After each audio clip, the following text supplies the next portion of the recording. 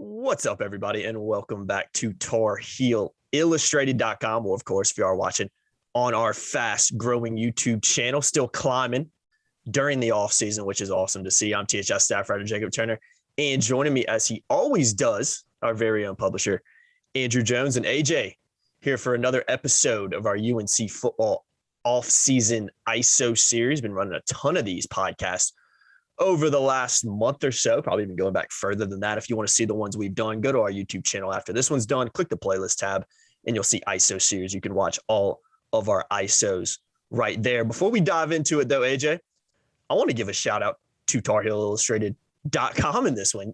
This is something we've been blasting. You've probably been hearing AJ say this a lot. Guys, AJ took over the site August 2014, and our price hasn't changed since August 2014. So many things have fluctuated, especially over the last couple of years due to the pandemic and whatever it may be. Prices are just soaring across the country and everything, but we've stayed the same for almost 8 years now. And I think that's something that we really take pride in. Just $833 a month.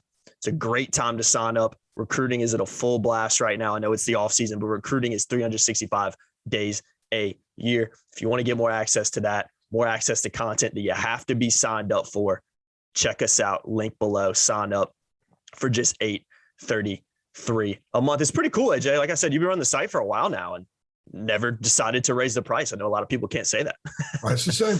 And we've had a lot of promos that have been a lot less than that. So yeah, exactly. Yeah, I went to the market last week, and I like going to the market. It's kind of like an escape. And I'm very particular about what I eat, obviously. I hear that. And I spent about $130 on stuff I would have spent like $70 on 2 years ago. Yeah. I mean, everybody's gone through this, and it's everything, and gas contributes to it all, but everything's out of whack.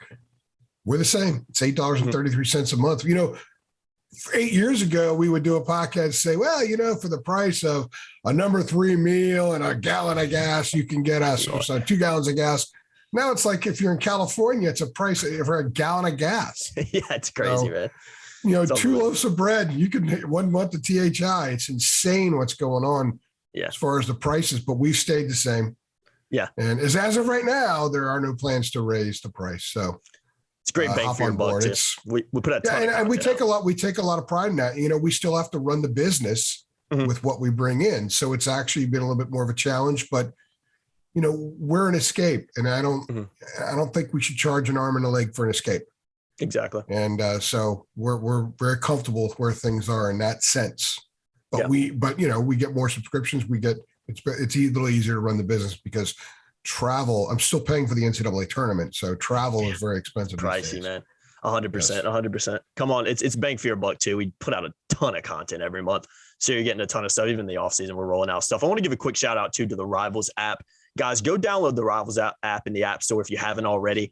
I use it all the time. You can sign up. Obviously, if you're a subscriber to THI, you can link it straight to TarHeelIllustrated.com and our page there. I get notifications every time an article comes out.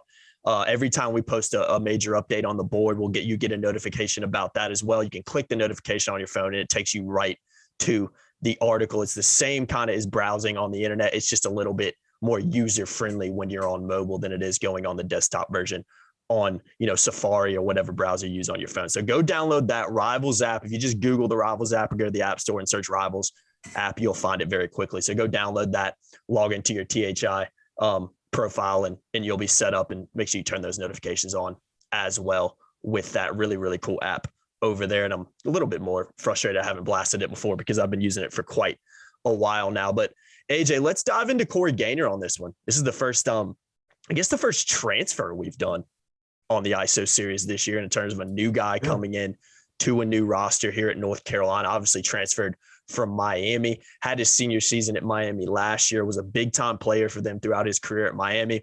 Had a little bit of injury issues at Miami, which we'll hit on a little bit last season, but I know this is somebody that Mac's excited to have in the offensive line and the offense as a whole is excited to have when you look at his experience, particularly at that center position, AJ. So when you look at Corey Gaynor, how big of an addition to the offensive line is an experienced guy like him? They had issues at center last year because Brian Anderson was never healthy, and Kieran Johnson hadn't played a ton of center before, but was thrust into that duty. They even moved Caden Baker over there 1 week. I believe it was I think it was the Duke game that week, perhaps. I think it was. They moved him over, and he took some snaps in the game because I don't want to say they were desperate at center, but I'll go ahead and say they were desperate at center. Yeah. And so they needed some stability, even though they're really old at that position right now. A bunch of dudes that have been legal to buy booze for a couple of years.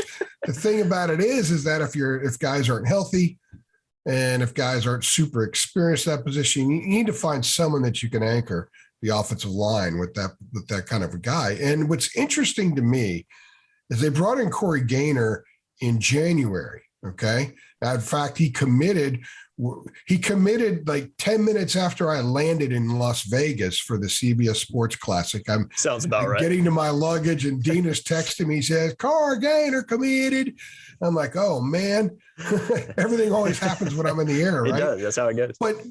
But move ahead a couple of months, they bring in Jack Bicknell, and this is a perfect match because Gaynor is an incredibly physical guy. He's one of those linemen that gets up into the defensive lineman, and it's all about physical contact in addition to the other stuff too.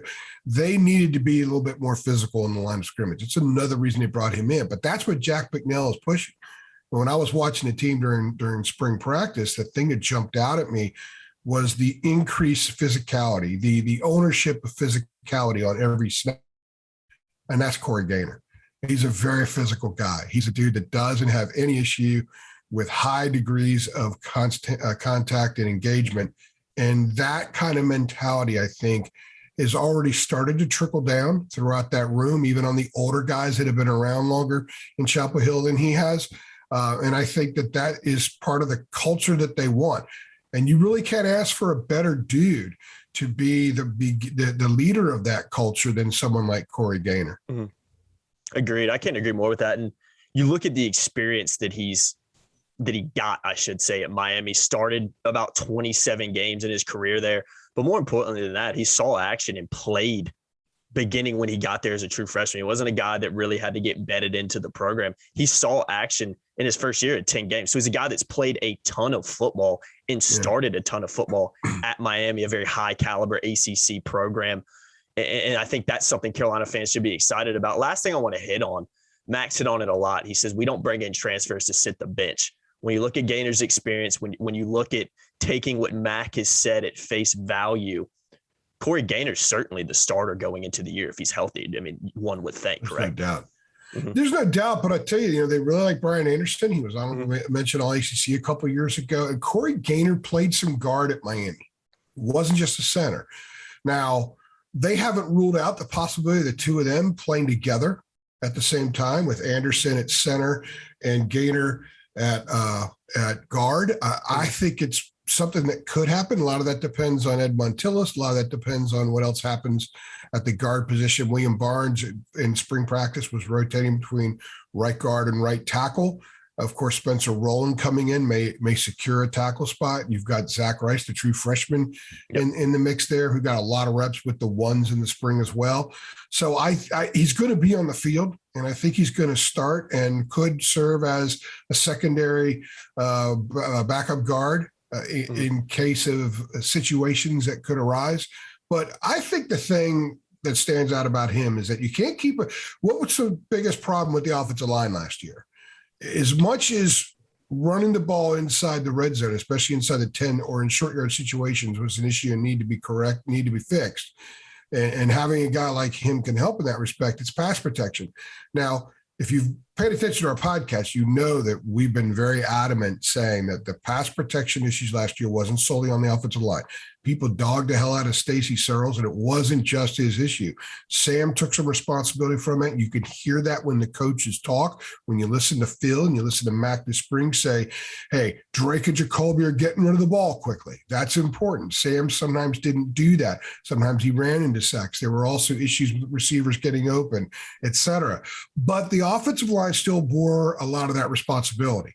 So when you look at Corey Gaynor, in the last 3 seasons, he's played 27 games and he's only allowed only had 14 penalties, and he's allowed 7 sacks in his career.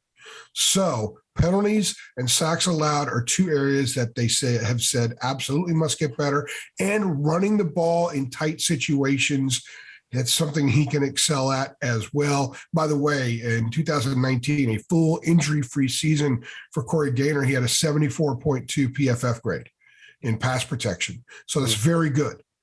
And that's with a team that was throwing the ball quite a bit. So there were a lot of reps. So I think that he fits what they needed. And he's a guy that steps in there from an emotional standpoint, from a leadership standpoint, from a physicality standpoint. I've been there, done that standpoint, and an execution standpoint. He's kind of the guy in the room, even though he just showed up several months ago. So that guy's going to start. That guy's going to be on the field. That guy's going to run out of the tunnel yelling really loudly, getting everybody ready to roll. I think he is exactly what this offensive line needed. Agreed. An experienced center who excels at pass blocking sounds like exactly what Carolina needed last year and was calling out for when you look at some of their struggles in particular in the pass blocking game. I think it's a good place to wrap this one up, though, AJ. I think Corey Gaynor is a guy that brings a lot of experience to the program, brings a lot of experience to the offensive line, playing at a high level, played a ton of college football in his time at Miami. And I think in a lot of ways, like I said, he's exactly what Carolina was looking for at center. I've been Jacob Turner. He's been Andrew Jones. We appreciate you tuning in to another UNC football off-season ISO series podcast. Again, go download that Rivals app. Just search Rivals in the App Store. You will find it. And guys, go sign up. TarHeelIllustrated.com. Link below. $8.33 a month. We haven't changed our prices since August of 2014 when AJ took over the site. So come join the THI family. A ton of content we roll out every month. You'll get a lot of bang for your buck when you do that. And guys, trust me, you won't regret it. You can be an insider too here at TarHeelIllustrated.com. Like, share, subscribe, hit that notification bell as well. We'll see you in the next one. Thanks. Thanks.